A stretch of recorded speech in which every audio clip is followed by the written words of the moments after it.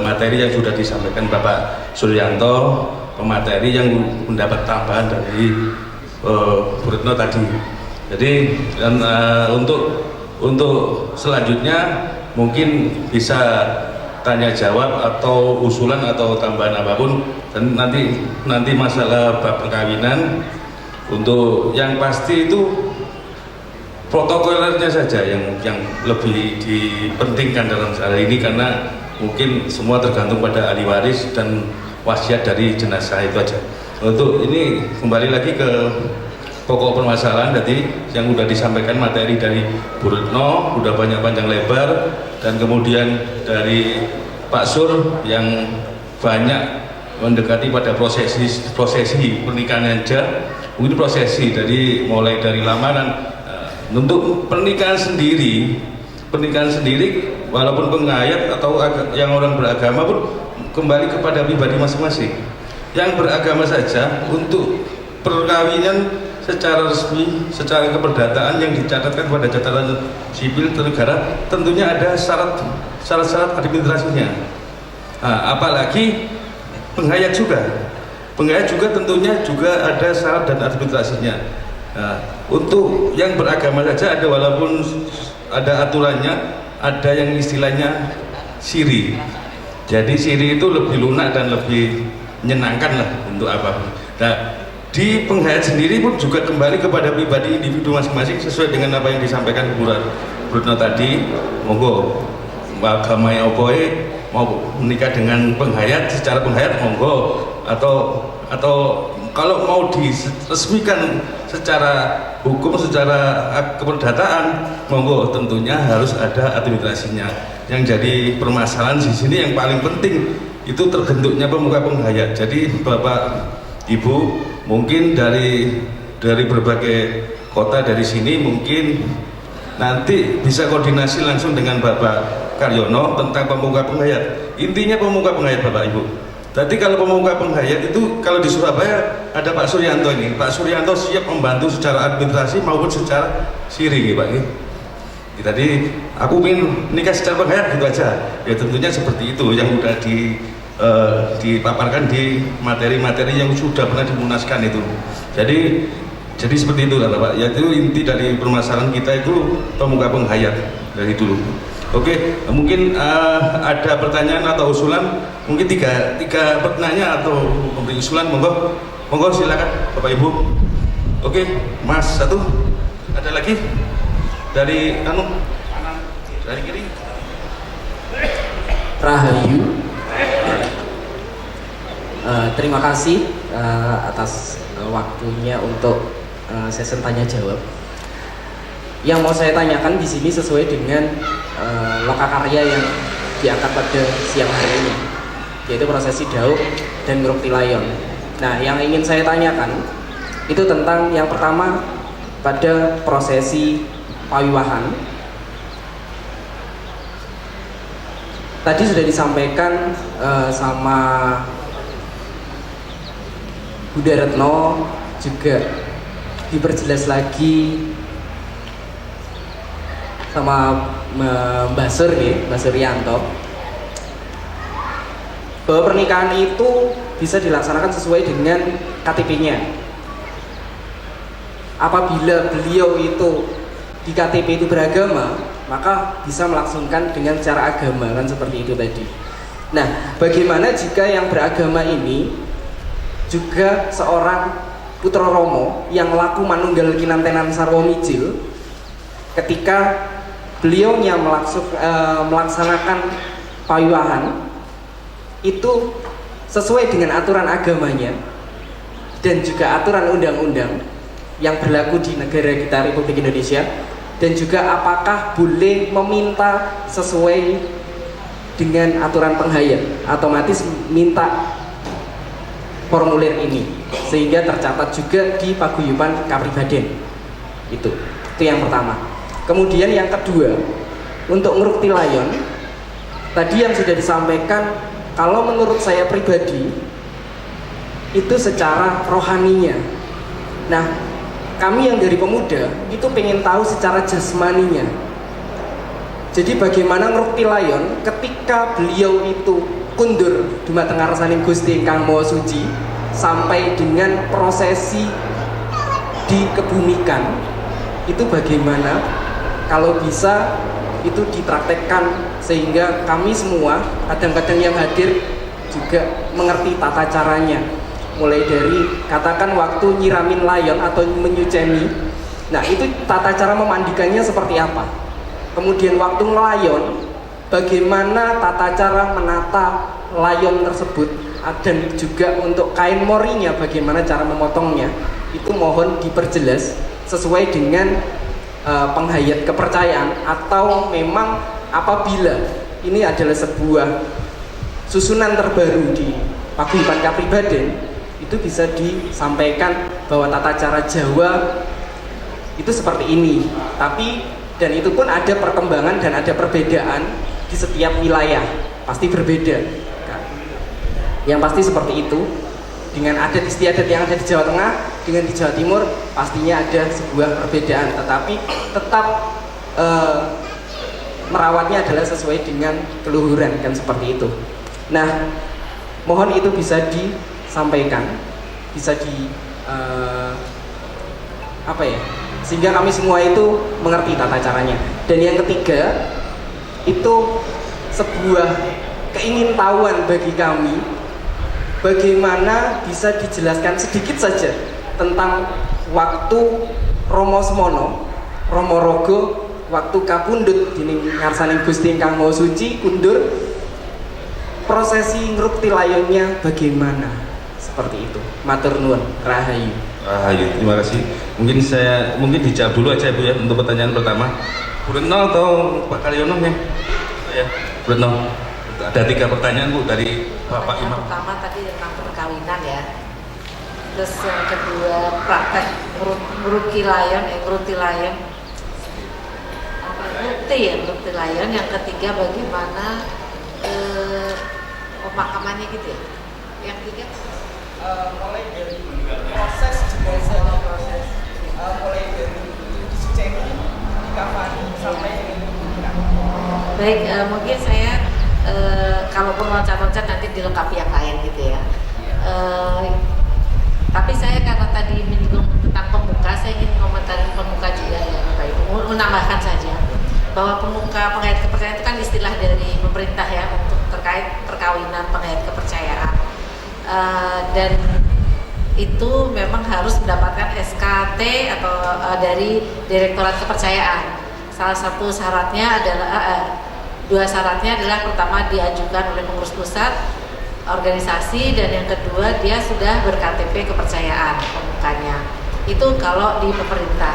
Tapi di intern kita, di anggaran dasar kita itu menyebutkan di susunan pengurusan tingkat pusat, tingkat provinsi maupun tingkat kabupaten kota itu ada pemuka penghayat. Jadi monggo saja pemuka penghayat itu ada di setiap kabupaten, silahkan gitu. Tapi ketika pemuka penghayat kepercayaan yang menjadi salah satu pengurus tersebut belum ber-KTP kepercayaan, maka tidak bisa kita mintakan ke pemerintah. Tapi kalau misalnya pemuka penghayat kepercayaan itu sudah ber-KTP kepercayaan, nanti bisa kita ajukan ke Direktorat Kepercayaan itu ya tambahannya.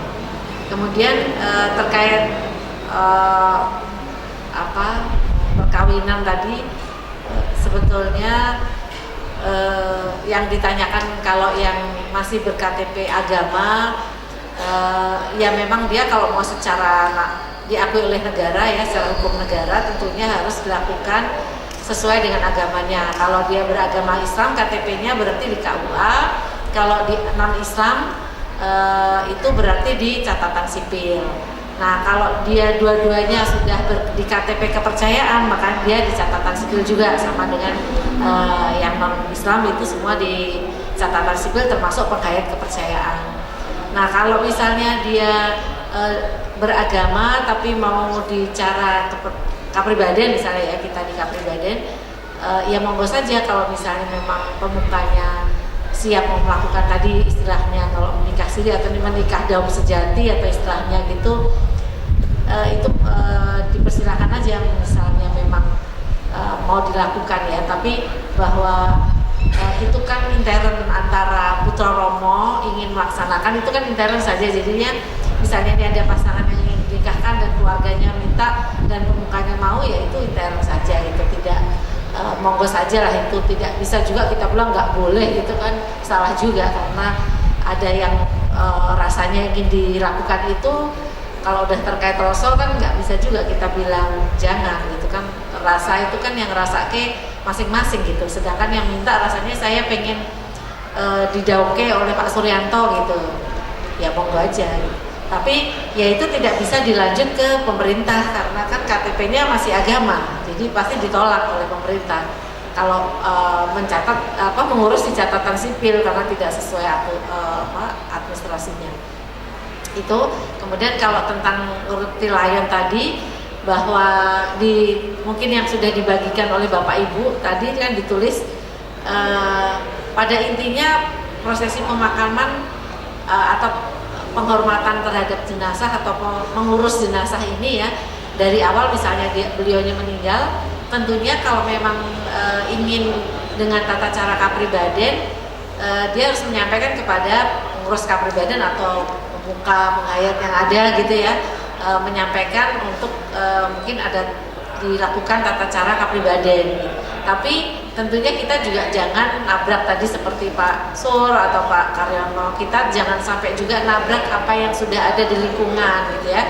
Misalnya di lingkungan dikenal sebagai Muslim atau sebagai Kristen atau Katolik gitu ya, atau Hindu atau Buddha, kemudian nanti di prosesi mengurus jenazah sampai ke pemakaman diurus dengan cara kapribaden, nanti kan akan ada pertanyaan di lingkungan atau pertanyaan di keluarga besar misalnya, kenapa gitu kan, kecuali misalnya sebelum meninggal beliaunya sudah memberikan wasiat ataupun lingkungannya sudah tahu beliau ini memang penghayat kapribaden dan keluarganya menyerahkan kepada pengurus kapribaden atau pemuka penghayat kapribaden untuk diurus secara kapribaden, itu nggak apa-apa. Tapi jangan sampai ketika malah diurus pemuka penghayat kapribaden ada kegelisahan di intern keluarganya, loh ini kan Muslim gitu ya, atau di lingkungan tempat tinggalnya gitu. Nah itu jangan sampai, karena kan pada dasarnya kita ini kapribaden kan tujuan ngelakoni ini untuk tentrem, untuk menjaga keharmonisan dengan kebersamaan dengan masyarakat juga.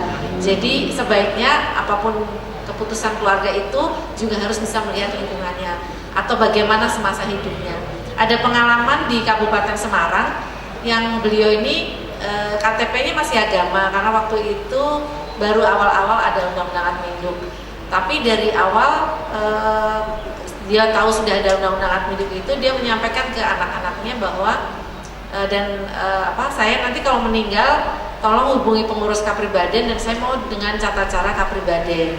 Nah kebetulan beliau juga ditokohkan di lingkungannya, jadi lingkungannya tahu bahwa walaupun beliau ini bahwa dia seorang penghayat kepercayaan atau kapribaden, tapi beliau juga rajin, misalnya ada kegiatan di masjid atau membangun renovasi masjid beliau bantu. Jadi tokoh lah istilahnya di lingkungan itu tokoh, tapi dia ke masyarakat tahu bahwa dia penghayat kepercayaan. Nah ketika meninggal kemudian keluarganya berembuk bahwa karena sudah wasiat dari bapaknya bahwa dia ingin dengan tata cara kapribaden, kemudian menyampaikan ke RT bahwa ini wasiat dari orang tuanya dan RT-nya tidak mempermasalahkan, kemudian menghubungi pengurus, jadi kemudian dimakamkan dengan tata cara kapribaden dan diizinkan juga oleh pengurus tempat dimakamkan di pemakaman wakaf. Padahal pemakaman wakaf itu kan Muslim biasanya gitu ya, tapi karena dia termasuk tokoh di situ dan jadi tidak masalah dimakamkan di pemakaman umum. Ada pengalaman juga kadang kami di Depok itu sekeluarga sudah KTP kepercayaan, kemudian istrinya meninggal. Nah ketika istrinya meninggal kita juga pagi-pagi buru-buru, ini nanti masalah dimakamkannya nanti takutnya ada masalah karena KTP-nya sudah kepercayaan.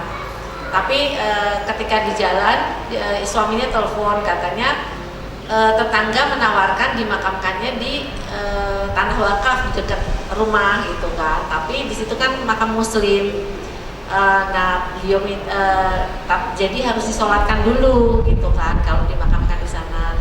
Nah kami bilang kepada keluarga suaminya, ya monggo sekarang Bapak adalah sebagai suaminya yang memutuskan apakah akan dengan cara kapribaden atau dengan cara tadi disolatkan dulu gitu kan. Nah, pas sudah sampai di sana suaminya menyampaikan bahwa sudah berunding dengan RT katanya bahwa karena itu makam muslim jadi tetap disolatkan secara muslim dengan dikafani secara muslim gitu ya, dimuslimkan dulu lah istilahnya. Tapi juga pengurus masjid dan makam mengizinkan kadang-kadang kapribaden mendoakan secara kapribaden. Jadi ketika kita sampai sana bersama kadang-kadang, kemudian kita nyuwun ke kasampurnan bersama-sama, karena kita hening ya nyuwun ke kasampurnan udah selesai. Kemudian setelah kita selesai, pengurus masjid dan dan tetangga-tetangga menyolatkan dan membawa ke masjid, karena masjid dekat rumah cuma 50 meter. Kemudian dibawa ke masjid, disolatkan di masjid dan dibawa ke pemakaman atau dimakamkan. Jadi itu termasuk ada kompromi. Jadi maksud saya jangan sampai ketika kita melakukan prosesi kapribaden pun itu akan menjadi masalah di lingkungannya. Jadi bagaimana kita tetap harmonis dengan lingkungan, tapi misalnya keinginan untuk secara kapribaden tetap dilaksanakan.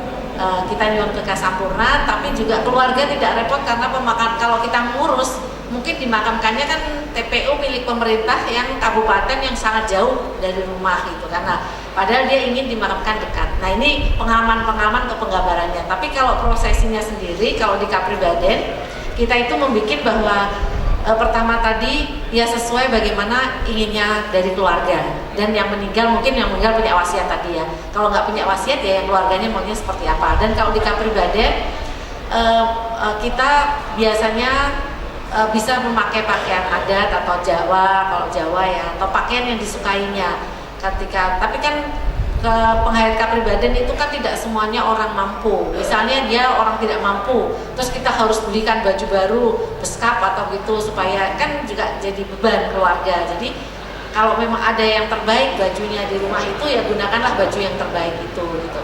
Nah kalau intinya kalau memandikan dan apa itu seperti biasa, kalau kita ada Jawa ya kita gunakan dengan adat Jawa.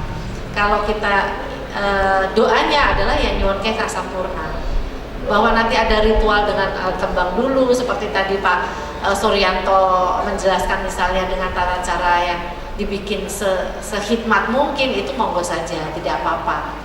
Intinya, nah kalau menaik kafan tadi Mas, kalau di kapribaden dengan tata cara kapribaden itu tentunya kan kalau mau dengan kafan boleh, dengan baju boleh. Jadi misalnya dikafanin tapi mau dibentuk seperti orang muslim gitu ya, monggo aja kalau memang keluarganya mau seperti itu. Jadi tidak ada pakem gitu ya, maunya mau dipeti boleh, mau dipakai baju terus dikafani boleh, atau mau tidak pakai baju dikafanin boleh. Jadi itu kan menjadi sesuatu. Tapi kalau misalnya nanti kadang-kadang Jawa Timur mau bikin sesuatu yang memang khas kapribaden, ya monggo, ini sudah ada kita cantumkan di sini bahwa kalau terkait itu ya pakaian yang disukai atau pakaian baru atau pakaian adat atau lainnya itu ya monggo, tadi mau dikafanin boleh, dipetiin boleh gitu ya. Jadi bagaimana maunya keluarga yang disampaikan Pak Suryanto tadi gitu. Kemudian untuk memandikan juga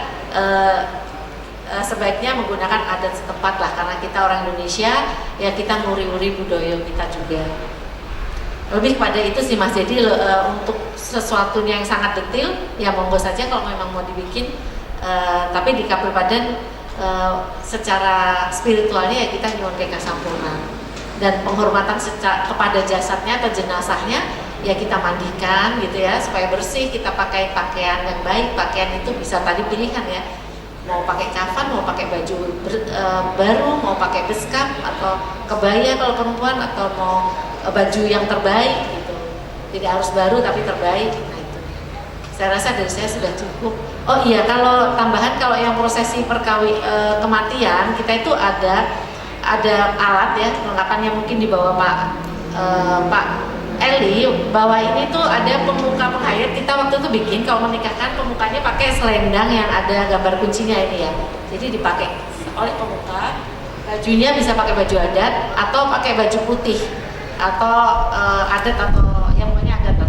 Terus Kenapa? Nah, ini dipraktekkan sama Pak Ali yang pemuka. Pak Ali yang pemuka. Nah, kemudian ada selendang ini. Ini selendang untuk kalau yang menikah itu diselendangkan kepada kedua pengantin. Tapi kalau untuk yang meninggal ditaruh di atas peti, kalau di peti, atau kalau di keranda di atas keranda. Itu atau di atas jenazah kalau masih di rumah. Ya. Yang ketiga apa tadi itu? Oh, meninggalnya Romo Sumono. Nah, itu yang meninggalnya Romo Sumono sebetulnya yang punya pengalaman kayaknya Pak Kasim. Palembang ya. Sebetulnya saya juga dengar cerita, tapi kan kalau saya tidak menyaksikan langsung ya, ada cerita. Tapi sepertinya kalau Romo dulu dikafanin ya kalau nggak salah. Ya. Ya, Palembang katanya juga tidak melihat langsung kan Pak.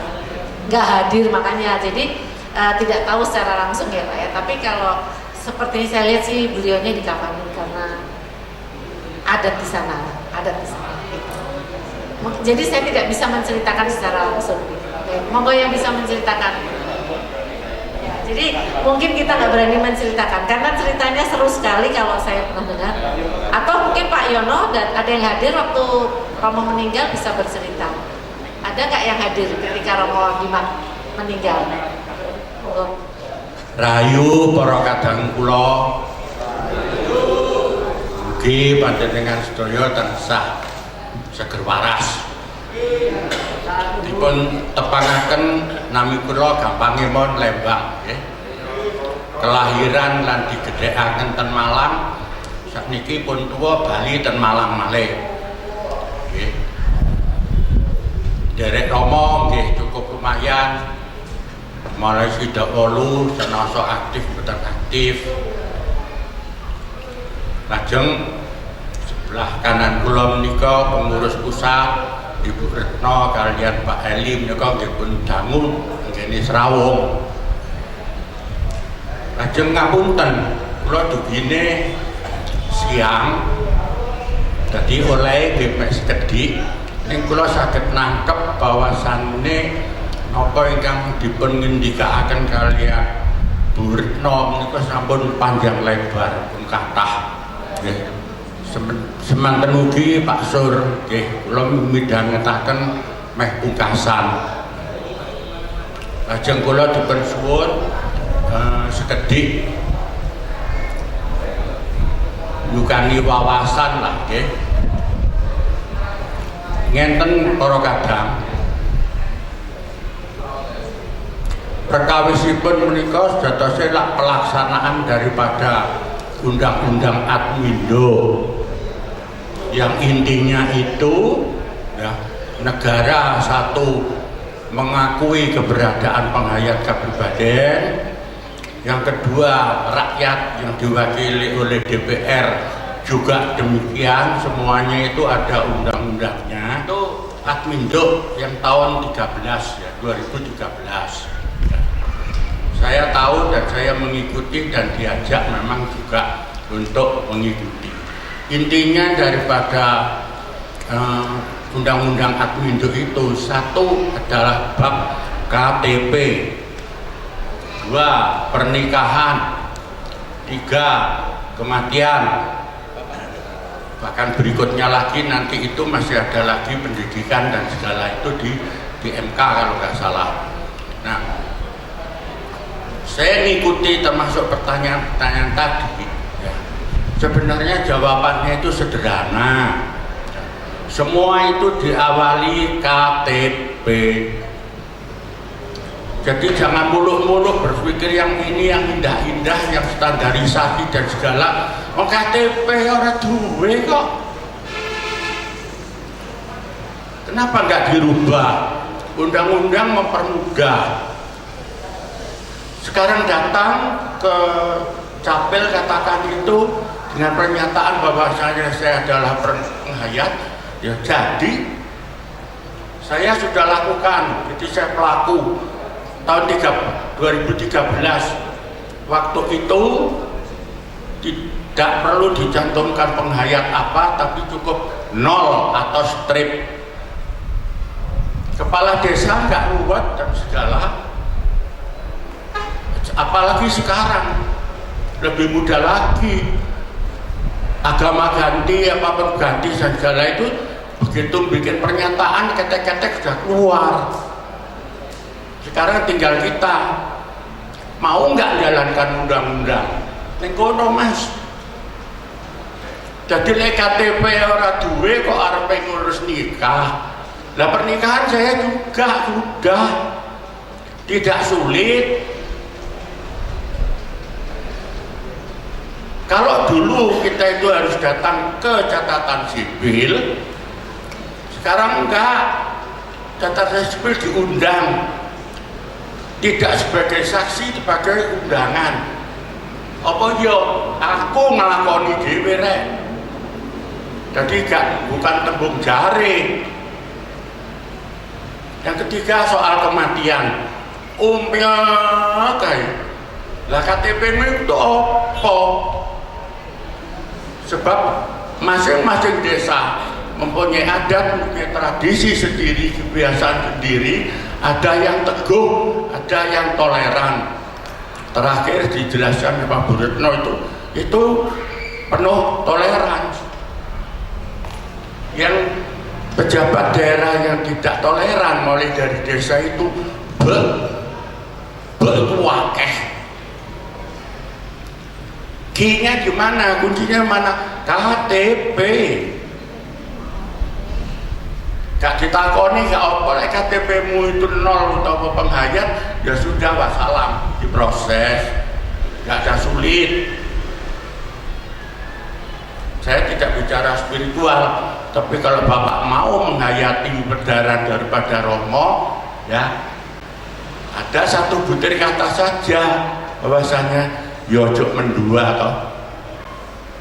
Ejaan dewe apa karena tidak mendua itu. Nah, saya daya tangkapnya sederhana. Kalau saya ngikuti derek Romo, yo manut apa sing diucapne Romo, titik. Itu namanya konsekuen. Enggak ada halangan kok. Kalau ada halangan ya lawan. Sangunnya apa undang-undang. Baca undang-undang itu paling bawah itu sadis. Barang siapa pejabat melakukan penghalangan ini sanksi pidana atau denda sekian. Ada. Burno mantuk-mantuk, betul. Saya ngadepi siapa? Terakhir itu cerita, saya kehilangan SIM, kehilangan KTP segala. Lapor ke kepolisian, polisi ketik, Pak agamanya kok kosong. Saya jawabnya sederhana, Mas, masa saya harus menjelaskan undang-undang kepada Pak polisi? Ceplakep diproses. Gak sulit mas, KTP dulu. Jadi saya dulu Kristen pak. Ya saya harus konsekuen, jalanin dong. Begitu sudah dari Romo, karena itu benar, ya saya harus konsekuen dong. Urus dulu, jadi kuncinya mas, gak usah repot-repot soal kematian, pernikahan dan segala itu selama kita tidak punya KTP. Kalau menurut saya itu loh lakonono dhisik. Dalek ora gelem ya gak usah perlu membahas kematian. Wong KTP-mu duduk penghayat kok. Sarana untuk proses itu semua. Ya ini koncoku ini komplit. Mau tanya prosesi pernikahan ini beliau ada, kematian ada, sampai sangu selendang barang. Duwe, aku ya gak salah ya duwe. Tak wenene karo pengurus dulu almarhum Pak Kusnan. Ya duwe, apa yang dijelaskan ini? Saya bukan pengurus, aku duwe.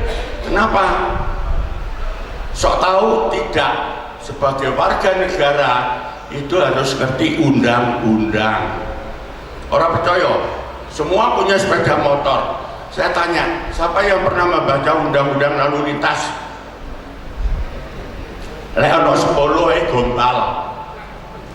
Tapi kalau ada masalah, polisi tidak mau tahu undang-undang itu, maka rakyat tahu apa tidak tahu itu sudah harus tahu, sebab sudah ditulis di lembaran negara. Apa itu lembaran negara? Loh sinau maneh rek.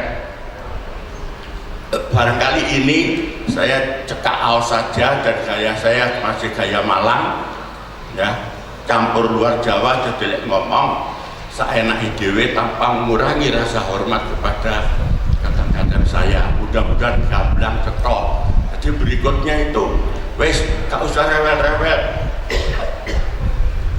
Kematian itu yang jadi problem apa? Oh, kapribaden ora duwe tanah kok repot. Iku pikiran gitu loh. Loh, lha apa carane? Aku iso jawab, ora duwe wewenang aku tadi itu mek gitu tok. Nah, beliau berdua ini termasuk tentunya Bapak kita, kawan saya Pak Karyono itu mampu memberikan solusi. Dialog. Loh, kok iki masih seneng jelek iki kok bab dia iku aku dijak ngomong meneh. Wadi pira. Ngapunten cekap semanten kula cekak aos nggih menawi ten lepatipun nggih panjenengan ngenten iki nggih. Kula rumaos mboten salah dadi mboten ngapura tapi harap maklum. Matur suwun, rahayu.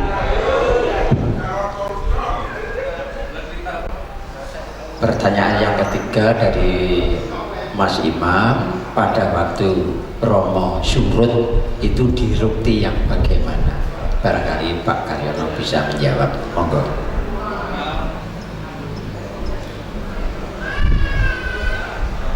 Ini saya tidak menjawab, cuman menyampaikan ya.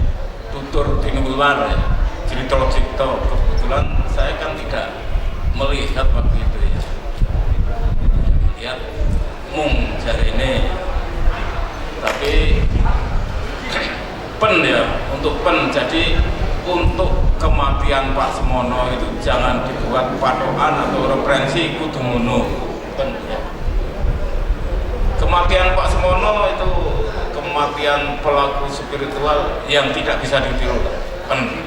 Nek ceritanya itu begitu meninggal, busananya, kelambinya itu rebutan, terutama Cino-Cino itu nggak nonton raganya sing wis rebutan. Habis itu ya dimandikan secara Islam, dikubur, dimakamkan dari bawah ya di tempat itu, lewat gang itu, gang terobosan itu yang disambut oleh alam ya, hujan petir banjir ya. Jadi yang nyumbi itu ya kepleset ya, kepleset, dimakamkan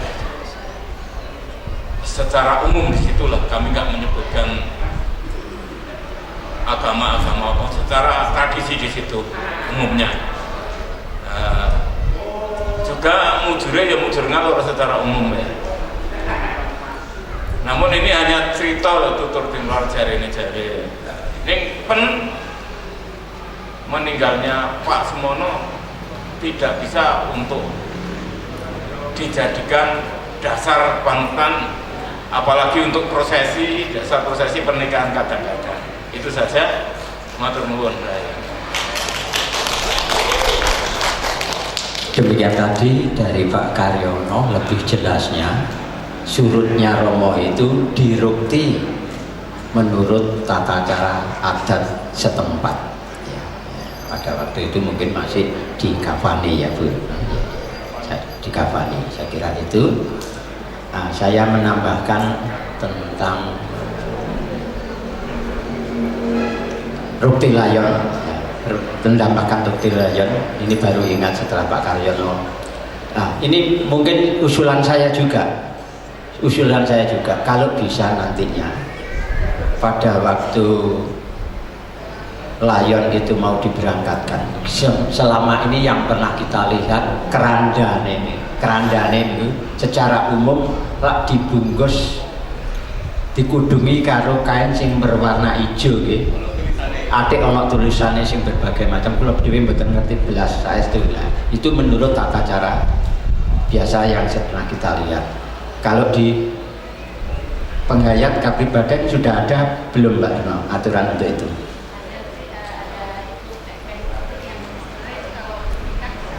Oh, kalau menikah ini, nah mungkin usulan saya ini bisa dibawa ke pusat.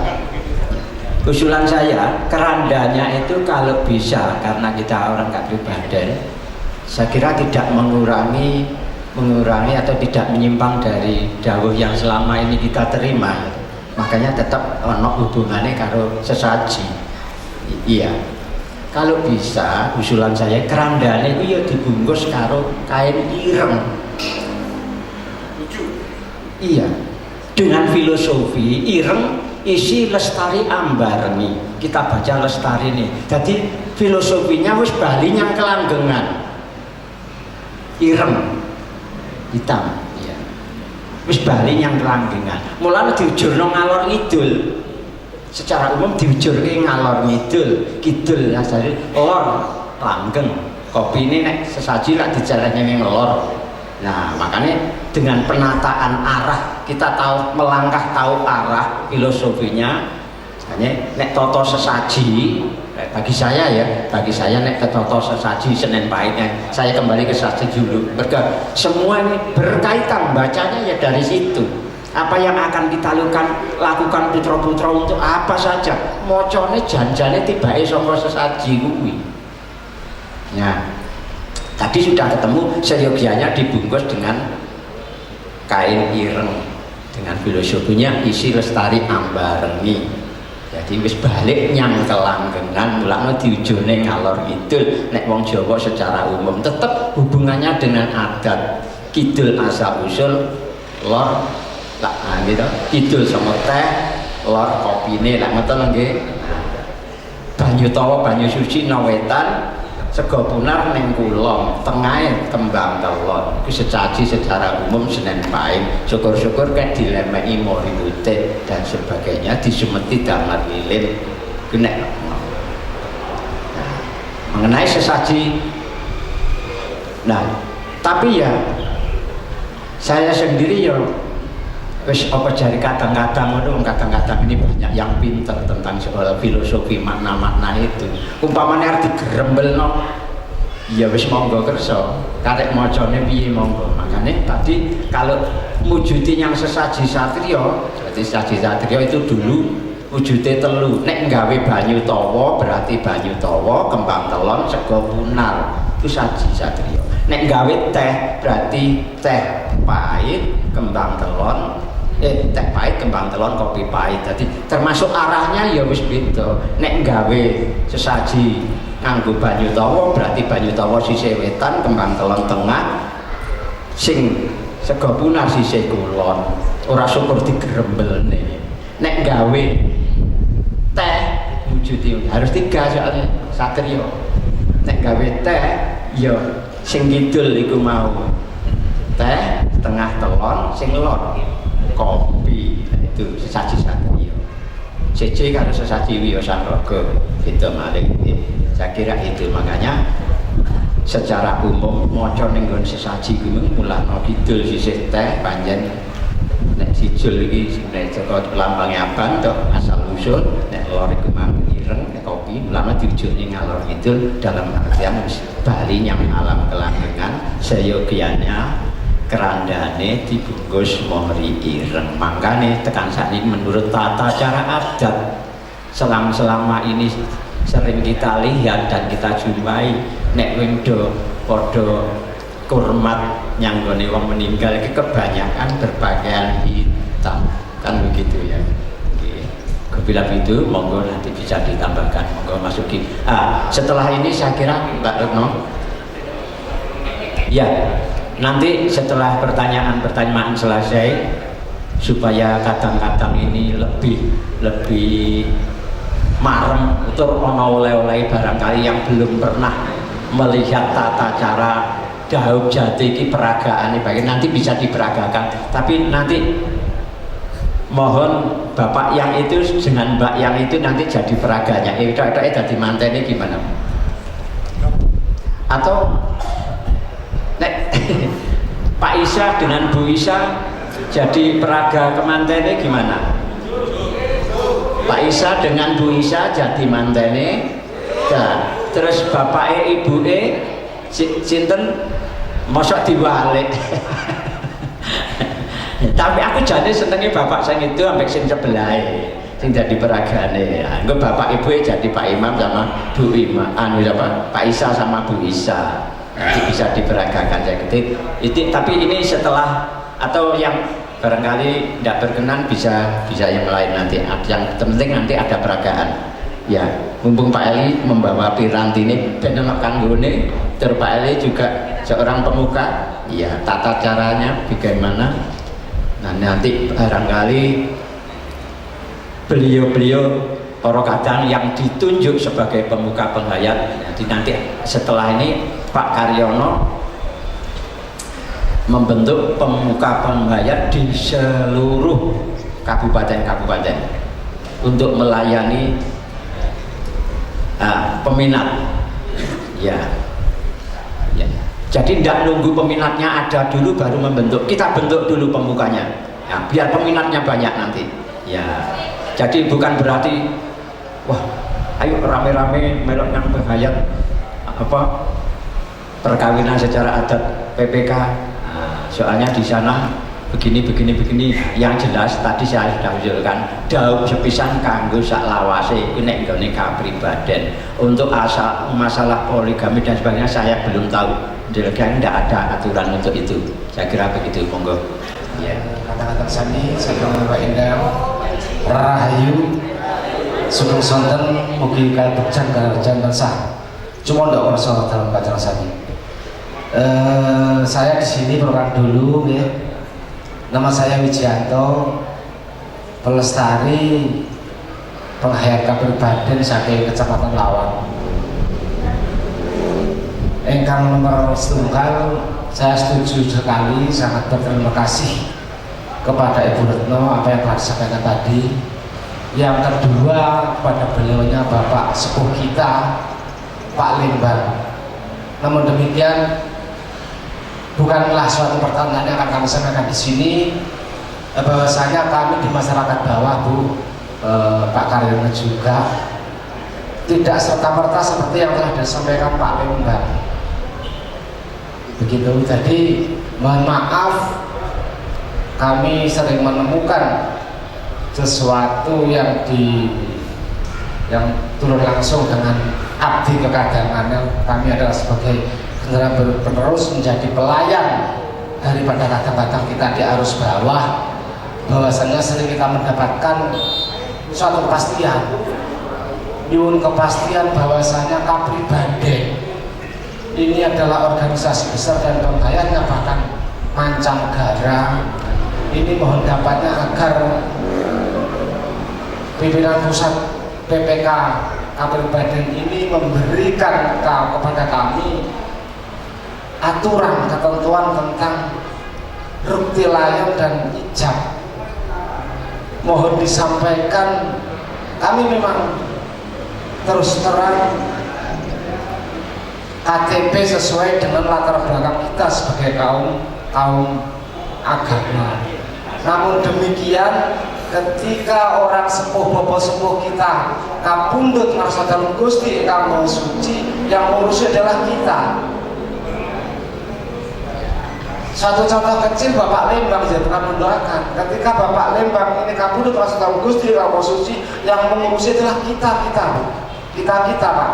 Jadi mohon dapatnya memberikan tata cara yang resmi untuk rukti layon kapribaden. Jadi ketika kita di masyarakat itu tidak menjadi bahan diskrim, mohon maaf dari saudara-saudara kita yang lain, tetangga-tetangga lain, karena ini sering kita dapatkan dari saya pelaku yang otomatis baik dari rukti layon maupun ijab. Mohon maaf ini Mas, saya memang sering ditegur seperti itu. Saya sendiri sebagai pelaku utama. Yang kedua tentang ijab.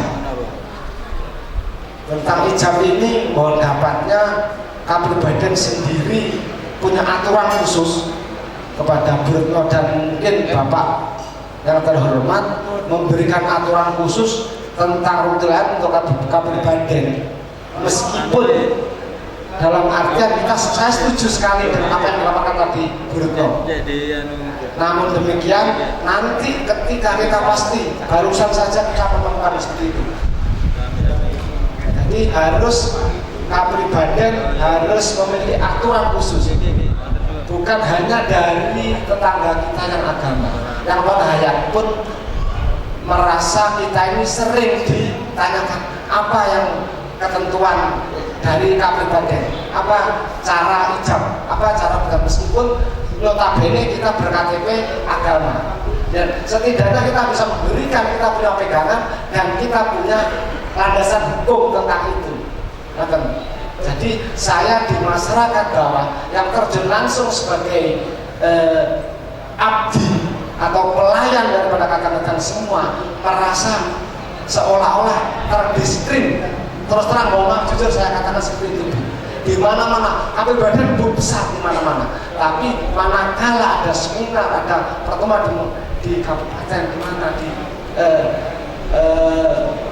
Pangkas Gampol, di Mendikbudpar, ini kabupaten selalu menjadi pertanyaan dan otomatis saya dengan Suwargi Bapak Suryadi yang kemarin meninggal yang menjadi acuan pertanyaan kepada kita. Mohon dapatnya petugas-petugas yang secara organisatoris di pusat memberikan aturan yang pasti tentang ijab dan rutilayong secara kabupaten agar saya dan rekan-rekan abdi kekadang yang lain tidak canggung untuk melangkah dalam melayani kadang-kadang kita yang sekarang sudah semebar merambah seluruh Nusantara. Demikian yang perlu saya sampaikan, hanya itu saja. Ada kurangnya saya mohon maaf yang sebesar-besarnya kepada kadang-kadang semua. Terima kasih. Rahayu. Kan bisa Bapak lakukan walaupun nggak KTP-nya misalnya masih agama, tapi yaitu pesan kami tetap harus menyesuaikan dengan keinginan keluarga dan juga kondisi masyarakat sekitar, karena kita kan nggak tahu ya, di setiap daerah beda-beda. Nanti kalau sekitarnya fanatik yang tidak mau seperti itu gitu kan, nanti jadi malah kurang baik untuk keluarganya. Jadi seperti itu Pak, jadi tetap harus melihat kondisi keluarga atau keinginan keluarga, intinya seperti itu. Tapi sudah ada, jadi kalau nanti dari Kesbangpol atau dari Budpar tanya, Pak, nanti kalau perlu WA saya aja, nanti saya kirimin gitu ya Pak. Jadi jangan khawatir, kita semua sudah punya yang urusan dengan pemerintah itu kita semuanya udah punya.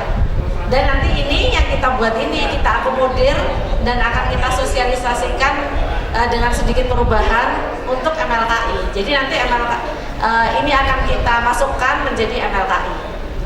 Gitu. Tapi dengan persetujuan ya, nanti kita runingkan dengan Presidium MLKI apakah tata cara ini disetujui, perubahannya seperti apa, tapi tidak jauh-jauh dari yang sudah dibuat oleh Kabupaten. Seperti itu ya Pak. Nanti mungkin bulan depan lah kita mau MLKI itu mau sosialisasi tentang perkawinan, tentang pemuka penghayat kepercayaan dan pelaksanaannya gitu ya, karena banyak pemuka yang punya aturan yang berbeda-beda, sehingga kita maunya ada standarisasi cara kerjanya pemuka penghayat kepercayaan. Jadi nanti kalau mau kita sosialisasinya pakai online. Nah, monggo nanti Bapak Ibu kalau mau dengarkan, karena kalau mengundang perlu biaya besar, jadi kita pakai online nanti sosialisasi. Baik, itu saja kalau yang tentang aturan ya Pak. Nanti kalau Bapak butuh bisa WA saya.